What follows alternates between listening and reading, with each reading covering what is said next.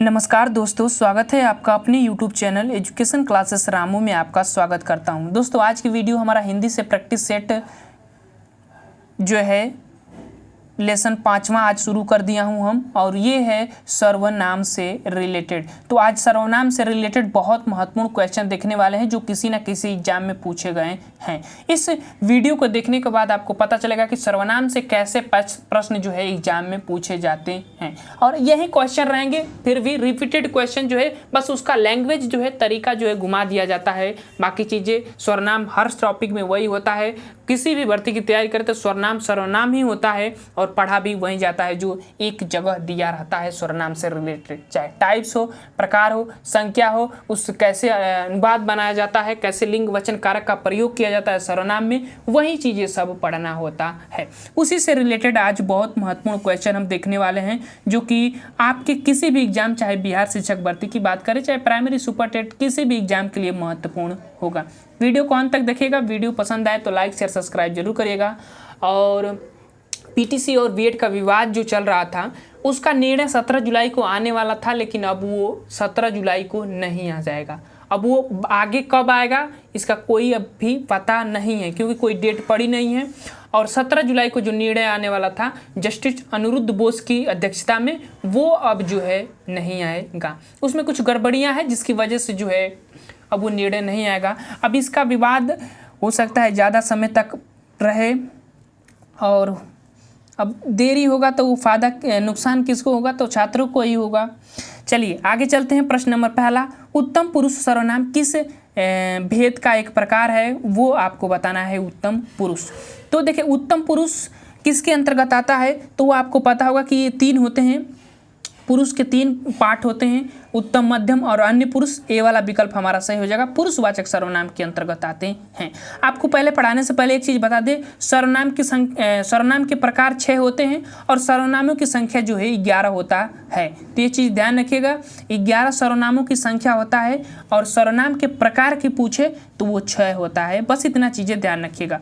6 प्रकार आपको पता होगा ना, पुरुषवाचक सर्वनाम, निजवाचक सर्वनाम, संबंधवाचक सर्वनाम, यही जब जो सब सर्वनाम है 6 प्रकार इसके होते हैं। बस इतना ध्यान रखिएगा, आप पढ़े होंगे तो। बाकी चीज़ें वो नहीं, इससे रिलेटेड कैसे क्वेश्चन बनते हैं आप बस इस वीडियो में बने रहिए, आपको जरूर आइडिया आ जाएगा।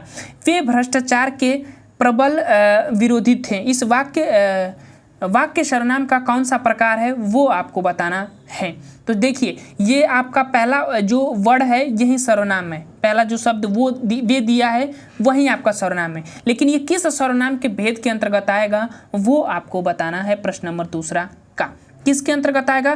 तो ये जो वे शब्द है, ये सर्वनाम है जो है पुरुषवाचक सर्वनाम के अंतर्गत आएगा। और पुरुषवाचक के अंतर पूछे किसके अंतर्गत आएगा? तो अन्य पुरुष के अंतर्गत आता है, तीसरा वाला जो सर्वनाम होता है। तो ध्यान रखिएगा, बी वाला विकल्प हमारा दूसरा का सही हो जाएगा। प्रश्न नंबर तीसरा कह रहा है कि रेखांकित शब्द के आधार पर पुरुषवाचक सर्वनाम के भेद का सही विकल्प चुनिए। चलिए, वह जो है ये किसके अंतर्गत आएगा? कुछ मत सोचिए, अन्य पुरुष के अंतर्गत आएगा। डी वाला विकल्प इसका सही हो जाएगा प्रश्न नंबर तीसरा का। चलिए आगे चलते हैं। अगर आप सर्वनाम पढ़े होंगे हिंदी में तो क्वेश्चन लगाने में आपको कोई दिक्कत का सामना नहीं करने को होगा। चलिए प्रश्न नंबर चौथा है कि निम्नलिखित प्रश्न में से 4 विकल्प दिए गए हैं, उस विकल्प का चयन करें जो सर्वनाम के भेद का सही विकल्प है। जिसको हमने बुलाया था वह आया है, ये किस सर्वनाम के अंतर्गत आएगा? जिसको हमने बुलाया था वह आया है। अब देखिए यहाँ किसके अंतर्गत आएगा? तो देखिए यहाँ पर चीज़ आपको वो नहीं कि ये वह पकड़ लीजिए, वो नहीं। यहाँ पर आपको वो पकड़ना है कि जिसको हमने बुलाया था वह आया है। तो वह किसके अंतर्गत आएगा? ये संबंधवाचक सर्वनाम के अंतर्गत आएगा। डी वाला विकल्प हमारा सही हो जाएगा, ध्यान रखिएगा। किसके अंतर्गत आएगा? तो वह वाला के अंतर्गत आएगा। डी वाला विकल्प हमारा सही हो जाएगा, संबंधवाचक सर्वनाम। अच्छा, संबंधवाचक सर्वनाम में आप जब सर्वनाम के 11 संख्या पढ़ेंगे तो उसमें जो और सो 2 शब्द आते हैं। तो ये भी चीज़ ध्यान रखिएगा कि जो और सो ये संबंध के अंतर्गत आता है। अब इस वाक्य को पढ़ने के बाद जिसको हमने बुलाया था वह आया है, यहाँ से क्या एक तरह का संबंध प्रदर्शित हो रहा है। इस तरह से हम सी वाले विकल्प के साथ जाएंगे। प्रश्न नंबर सी वाला विकल्प हमारा चौथा का सही हो जाएगा।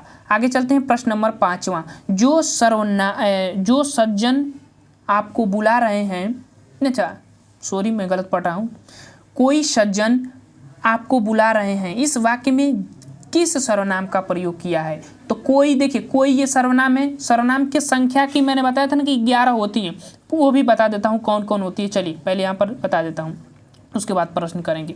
पहले देखिए, पहले तो यह वह होता है, यह वह, उसके बाद कोई हो जाएगा, जैसे ये दिया है कोई और कुछ हो जाएगा। उसके बाद अभी हमने बताया कि जो होता है, एक सो होता है। उसके बाद कौन होता है, जो प्रश्नवाचक में आता है ना, कौन होता है, क्या होता है। उसके बाद अभी हमने कौन सा चर्चा की, निजवाचक सर्वनाम की नहीं बताया हूँ, क्योंकि निजवाचक नहीं बताऊँ। जैसे कि आप हो जाएगा, अपना हो जाएगा। उसके बाद और हम बात करें तो अपने आप हो जाएगा। ऐसे चीज़ें जो है, इनकी संख्या जो है इसी के आधार पर जो है 11 होती है। तो ध्यान रखिएगा, यही जो है सर्वनाम की संख्या है। अब यहीं से आपको बताना है कि इस प्रश्न में जैसे यहाँ पर दिया है कि कोई सज्जन आपको बुलाया, तो सिर्फ हमको इससे मतलब है, कोई किस चीज़ को प्रदर्शित कर रहा है, तो मतलब कि कोई निश्चित नहीं हो पा रहा है। तो इस तरह से हम अनिश्चयवाचक सर्वनाम के अंतर्गत चले जाएंगे। डी वाला विकल्प हमारा प्रश्न नंबर 5वां का सही हो जाएगा। चलिए आगे चलते हैं। प्रश्न नंबर 6वां।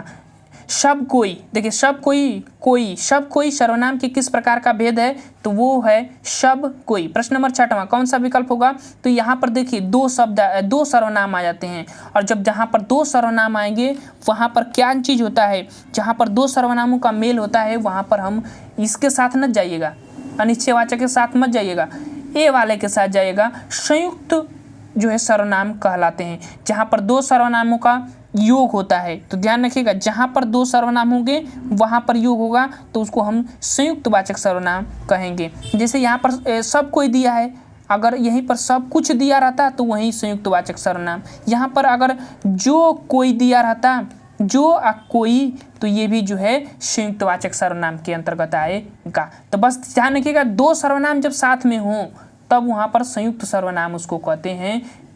ध्यान रखिएगा, बी वाला विकल्प 6वां का सही हो जाएगा। प्रश्न नंबर 7वां। आप भला तो जग भला। अब यहाँ पर कौन सा विकल्प सही होगा, मैंने अभी बताया कि आप जो सर्वनाम है किसके अंतर्गत आता है, वो निजवाचक के अंतर्गत। जैसे आप, अपना, अपने आप, अपना, ये आप हो, ऐसे जो सर्वनाम होते हैं वो निजवाचक सर्वनाम के अंतर्गत आते हैं। ठीक है ना। आगे चलते हैं। प्रश्न नंबर 9वां। जो सर्वनाम शब्द वक्ता, श्रोता अथवा किसी अन्य व्यक्ति के लिए प्रयोग किया जाता है उसे क्या कहते हैं। अभी यहाँ पर देखिए एक चीज़ बताइएगा, यहाँ पर प्रश्न नंबर 9वां में देखिए यहाँ पर क्या दिया है कि वक्ता भी, श्रोता और किसी अन्य व्यक्ति के लिए प्रयोग किया जाता है।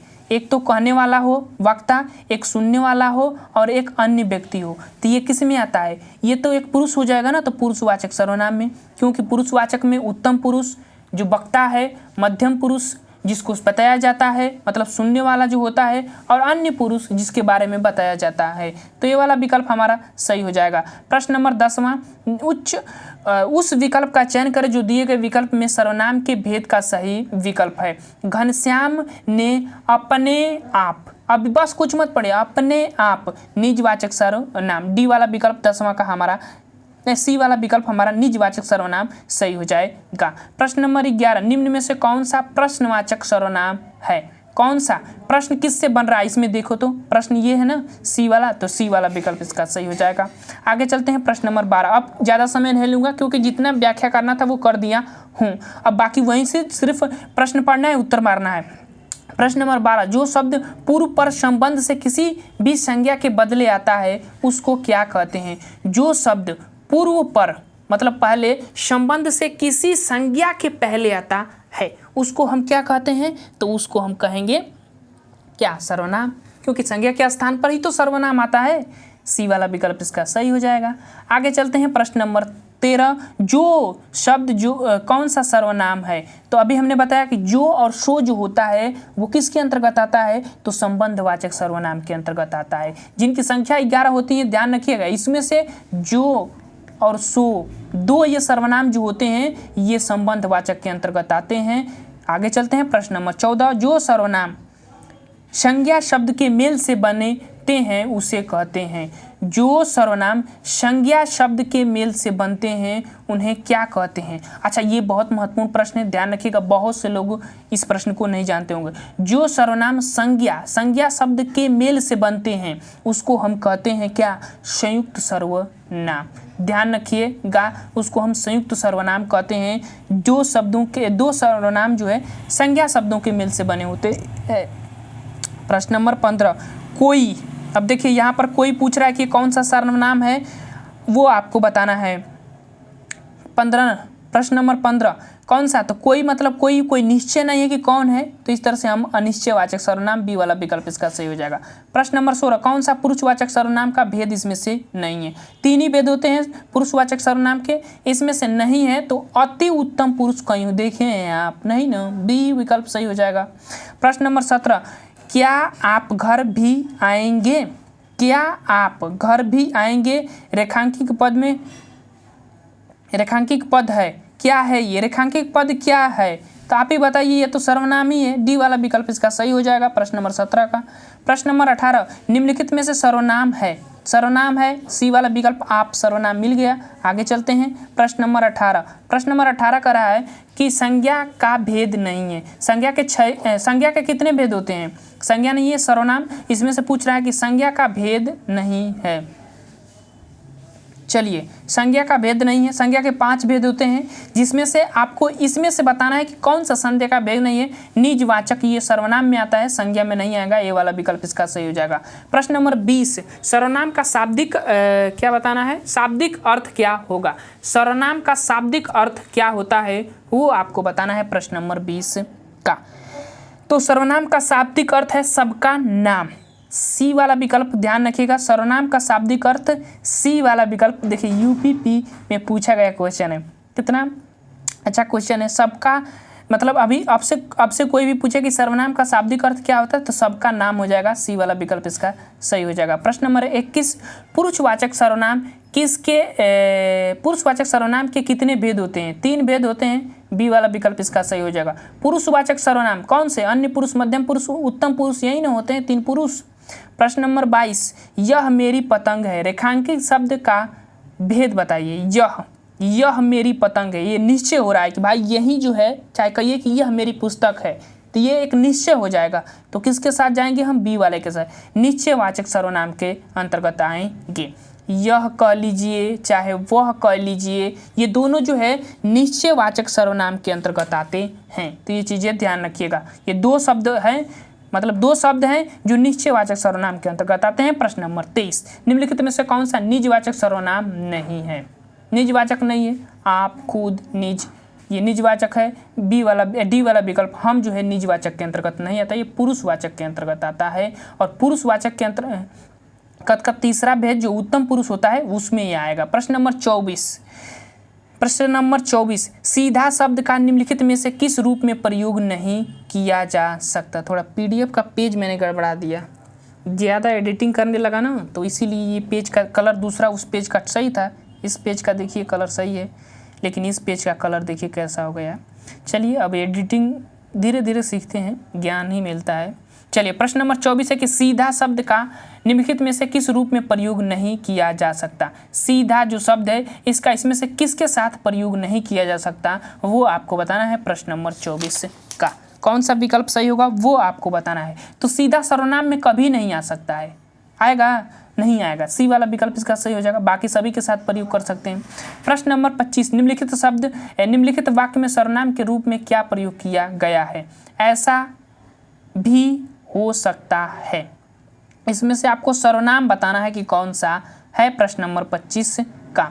तो ऐसा भी हो सकता है, तो ऐसा जो है सर्वनाम हो जाएगा, बी वाला विकल्प इसका सही हो जाएगा। अगर यहाँ पर पूछे कि निपात कौन सा है, पूछता है निपात भी, निपात जो कि क्या होता है कि ये वाक्य के अर्थ को परिवर्तित करने का कार्य करता है और उसमें रोचकता लाने का कार्य करता है। निपात शब्द एक होता है और उसमें हम निपात पर कहेंगे तो सी वाला विकल्प हो जाएगा, लेकिन पूछा है क्या सर्वनाम कौन सा है, तो बी वाला विकल्प इसका सही हो जाएगा। प्रश्न नंबर 26, निम्नलिखित में से एक संबंधवाचक सर्वनाम नहीं है। इसमें से संबंधवाचक सर्वनाम कौन सा नहीं है वो आपको बताना है। अभी हमने बताया कि कौन कौन से संबंधवाचक सर्वनाम होते हैं।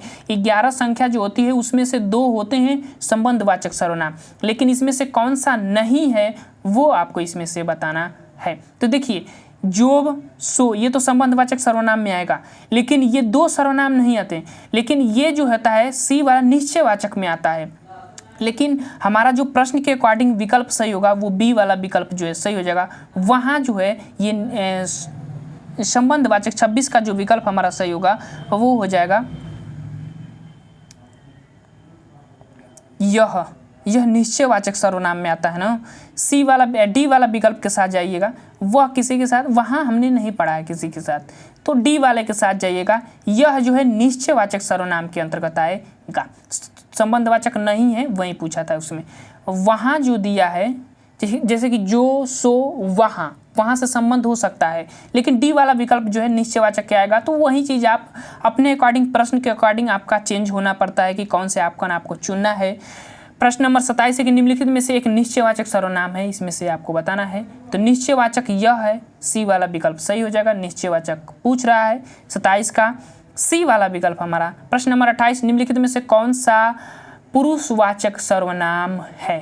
चलिए, पुरुषवाचक सर्वनाम इसमें से बताना है। पुरुषवाचक कौन सा विकल्प सही होगा, सी वाला। तू ये मध्यम पुरुष में आएगा तो ये पुरुषवाचक सर्वनाम हो जाएगा 28 का, सी वाला विकल्प। पुरुषवाचक सर्वनाम 3 भेद होते हैं, ध्यान रखिएगा, उत्तम, मध्य और अन्य पुरुष। 3 पुरुष होते हैं, उसमें से मध्य पुरुष के अंतर्गत तू वाला आएगा। प्रश्न नंबर 29, साथ शब्द का निम्नलिखित में किस रूप में प्रयोग नहीं किया जा सकता है। साथ जो शब्द है इसका किस रूप में प्रयोग नहीं किया जा सकता है, इस विकल्प के अकॉर्डिंग आपको बताना है। प्रश्न नंबर 29 का प्रश्न आया हुआ है, ऐसे ही प्रश्न आते हैं। प्रश्न नंबर डी वाला विकल्प सर्वनाम के साथ, क्योंकि ये साथ कोई सर्वनाम है नहीं है, तो डी वाला ही हमारा सही होगा प्रश्न नंबर 29 का। प्रश्न नंबर 30, निश्चयवाचक सर्वनाम का बहुवचन परसर्ग सहित रूप होगा। अब यहाँ से निश्चयवाचक सर्वनाम होना चाहिए और उस सर्वनाम का बहुवचन रूप होना चाहिए, वो आपको बताना है। प्रश्न नंबर 30 का विकल्प जो हमारा सही होगा वो हो जाएगा इन्होंने। इन्होंने, ध्यान रखिएगा, इन्होंने। ये एक जो है इन्हें का इन्होंने बहुवचन होता है, इन्हें का इन्होंने, तो बहुवचन पूछा है तो ये वाला विकल्प हमारा सही हो जाएगा। प्रश्न नंबर 30 का ए वाला विकल्प हमारा सही हो जाएगा। आगे चलते हैं। प्रश्न नंबर 31, रिक्त स्थान की पूर्ति करें। आप तो आए गए पर अपनी पत्नी नहीं आई। अच्छा, इसे वाक्य को आप बनाइए अपनी तरफ से। आप तो आ गए पर आपकी पत्नी नहीं आई, यही बैठ रहा है ना। 31 का कौन सा विकल्प बैठ रहा है, देखिए, अपनी, कौन सा विकल्प, अपनी ये लगाएंगे, अपनी शब्द तो नहीं बैठ रहा है वाक्य बढ़िया, तुम्हारी ये गलत एक स्टेटमेंट हो जाती है। तो इस तरह से हम किसके साथ जाएंगे, डी वाले, आपकी पत्नी नहीं आई। कितना अच्छा वाक्य बन रहा है, डी वाला विकल्प इसका सही हो जाएगा। प्रश्न नंबर 32, कुछ किस प्रकार का सर्वनाम है।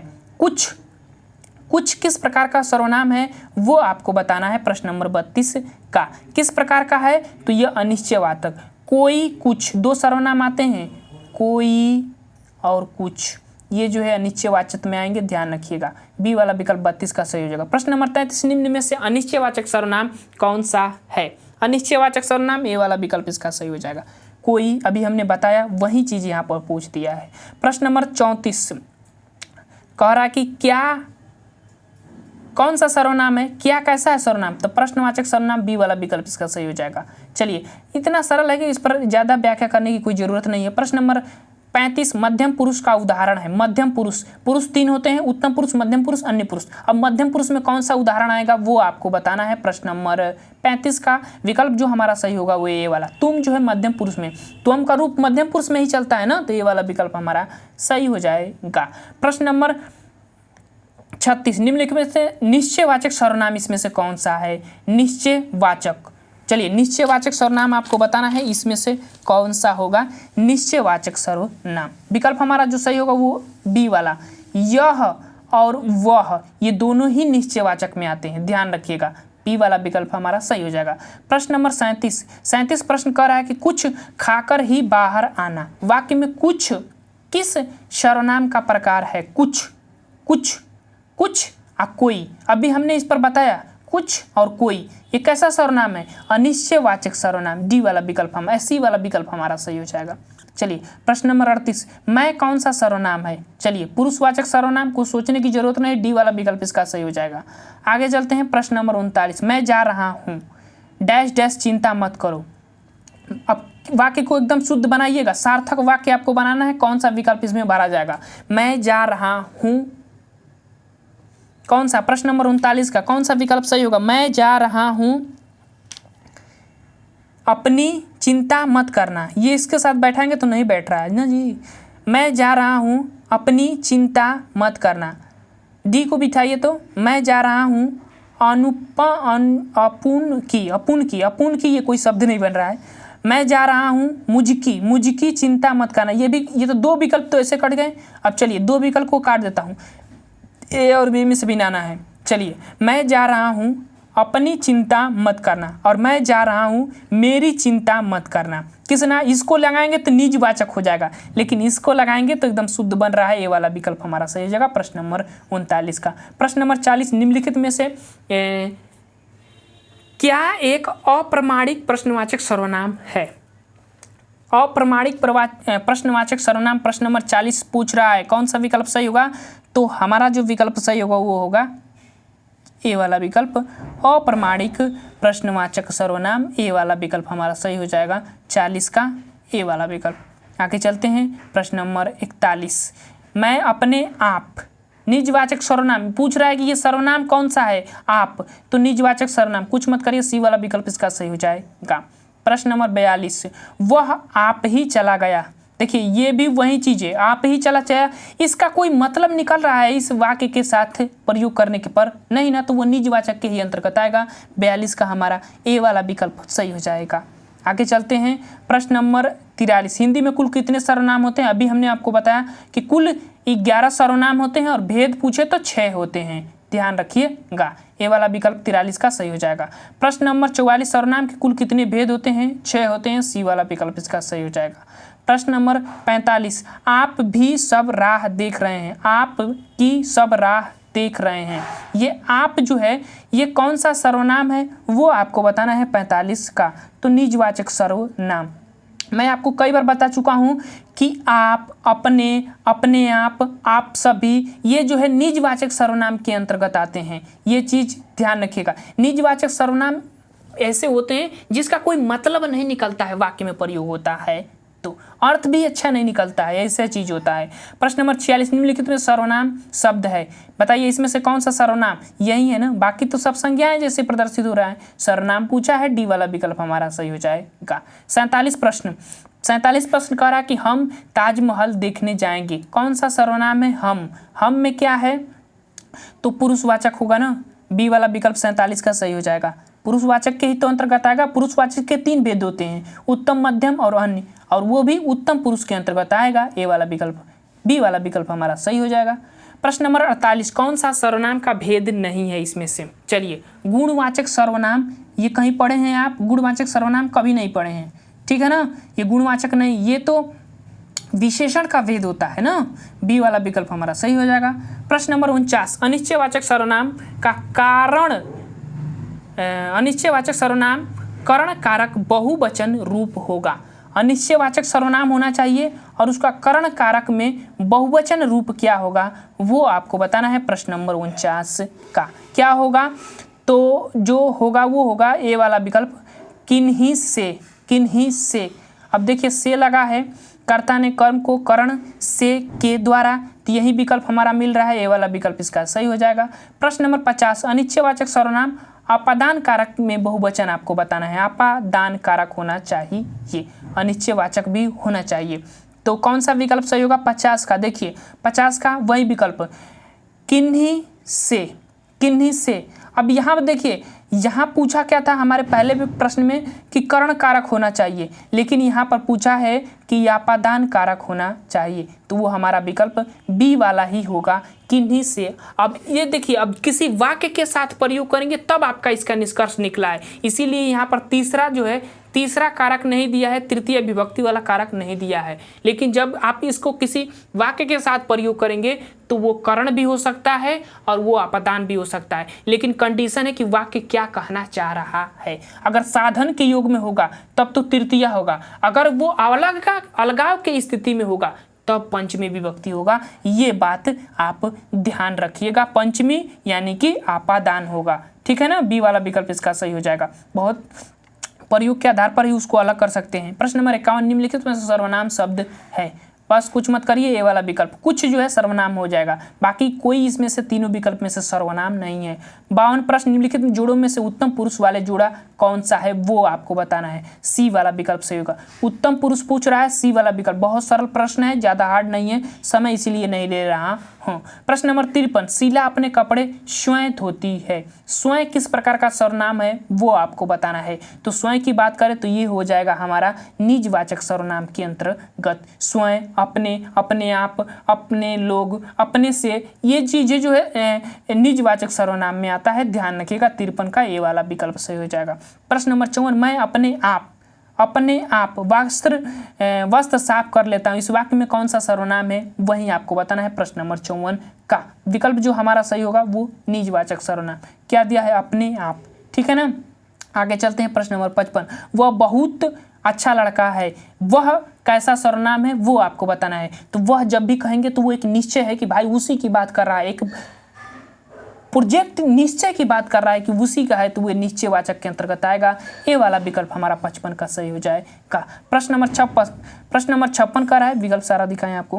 प्रश्न नंबर 56 कह रहा है कि कोई आदमी धन की चाहत रखता है तो कोई संतान की, उपयुक्त वाक्य के आधार पर ये कौन सा सर्वनाम का, अच्छा पूछा क्या है, प्रश्न को ढंग से पढ़ते हैं, ऐसे हड़बड़ा जा रहे हैं। कोई आदमी धन की चाहत रखता है तो कोई संतान की, उपयुक्त वाक्य के आधार पर नीचे दिए गए विकल्प कौन से शब्द भेद अशुद्ध है वो आपको इसमें से बताना है। ऑप्शन पहला है कि प्रथम कोई शब्द सर्वनामिक विशेषण है, प्रथम कोई शब्द सर्वनामिक विशेषण है, ये तो पहले चीज ही गलत है जी, गलत है, सर्वनामिक विशेषण तो कोई है ही नहीं सकता। दूसरा शब्द दूसरी बार आया कोई शब्द सर्वनाम है, दूसरी बार आया जो शब्द है ये तो सर्वनाम ही बात सही हो सकती है, लेकिन प्रश्न और भी देखना है। विकल्प दोनों बार आया कोई शब्द सर्वनाम है, ये विकल्प सही है, क्योंकि कोई ये भी सर्वनाम है, कोई ये भी सर्वनाम है, लेकिन सिर्फ ये दूसरी बार की बात किया है, इसीलिए हम सी वाले विकल्प को गलत मार दिया, हम बी वाले विकल्प को गलत मार दिया। सिर्फ दूसरी की बात किया है और ये दोनों की बात किया है, तो सी वाला विकल्प हमारा सही हो जाएगा। आगे पढ़ने की जरूरत भी नहीं है। प्रश्न नंबर 57, मुझे किस प्रकार का सर्वनाम है, बस मुझे किस में आएगा वो आपको देखना है। प्रश्न नंबर 57 का किस में आएगा, तो मैं, मुझे, ये सब चीज़ें किस में आती है प्रश्न 57 का, तो ये जो है उत्तम पुरुष में आती है। बी वाला विकल्प इसका सही हो जाएगा। प्रश्न नंबर 57 का ध्यान रखिए इनका। आगे चलते हैं। प्रश्न नंबर 58, कोई आ रहा है। अब कोई आ रहा है तो कोई निश्चय नहीं है कि कौन आ रहा है, तो 58 का हमारा डी वाला अनिश्चयवाचक सर्वनाम सही हो जाएगा। आगे चलते हैं। प्रश्न नंबर 58, अच्छा वही 58। प्रश्न नंबर 59, जो करेगा सो भरेगा। जो सो मैंने बताया था ना कि ये दोनों सर्वनाम किसके अंतर्गत आएंगे, जो और सो किसके अंतर्गत आएंगे, तो संबंधवाचक के अंतर्गत आएगा। ये वाला विकल्प इसका सही हो जाएगा। सर्वनाम का एक भेद है। प्रश्न नंबर 60, यह मकान मेरे भाई की है। यह मकान मेरे भाई की है यानी कि ये निश्चय है भाई, और ये भी जो है संकेतवाचक सर्वनाम विशेषण आप कह सकते हैं। बी वाला विकल्प इसका सही हो जाएगा। प्रश्न नंबर 60 का। आगे चलते हैं। प्रश्न नंबर 61, सर्वनाम वाले वाक्यों में लिंग का निर्धारण किसके आधार पर किया जाता है। सर्वनाम वाले वाक्यों में लिंग का निर्धारण किसके आधार पर किया जाता है वो आपको बताना है। प्रश्न नंबर 61 का। बहुत अच्छा प्रश्न है, ऐसे ही प्रश्न आपके एग्जाम में पूछ भी सकते हैं, तो आप क्रिया के आधार पर उसका जो है लिंग निर्धारण कर सकते हैं। सी वाला विकल्प। वैसे तो लिंग निर्धारण नहीं होता है, लेकिन प्रश्न के अकॉर्डिंग भी जाएंगे तो हम सी वाले के ही साथ जाएंगे। 61 का सी वाला विकल्प हमारा सही हो जाएगा। चलिए आगे चलते हैं। अब कभी भी देखिए सर्वनाम जो है चाहे पुरुष हो, पुरुष, एक बात ध्यान रखिएगा, बहुत महत्वपूर्ण बात बता रहा हूँ, चाहे पुरुष हो या चाहे महिला हो, ये बात ध्यान रखिएगा, सर्वनाम में कोई परिवर्तन नहीं हो सकता, ठीक है ना। तो लिंग के आधार पर अगर आप सर्वनाम का परिवर्तन करना चाहते हैं तो परिवर्तन नहीं हो सकता। ये पूछा गया क्वेश्चन है, ये चीज़ ध्यान रखिएगा अपने मन में कि चाहे स्त्री हो चाहे पुरुष हो, सर्वनाम से उसका परिवर्तन नहीं कर सकते हैं। इसका मतलब कि लिंग के आधार पर सर्वनाम का परिवर्तन नहीं कर सकते हैं, ठीक है ना। यह है तो यही रहेगा, चाहे वो स्त्री के लिए प्रयोग करो चाहे पुरुष के लिए प्रयोग करो, ठीक है ना। चलिए आगे चलते हैं। प्रश्न नंबर 62 और इस वीडियो का लास्ट प्रश्न, कोई आया है। इसमें कौन सा भेद है? कोई आया है, पता नहीं कौन आया है, तो कौन सा होगा? अनिश्चयवाचक सर्वनाम। निश्चय ही नहीं है कि कौन आया है, डी वाला विकल्प इसका सही हो जाएगा।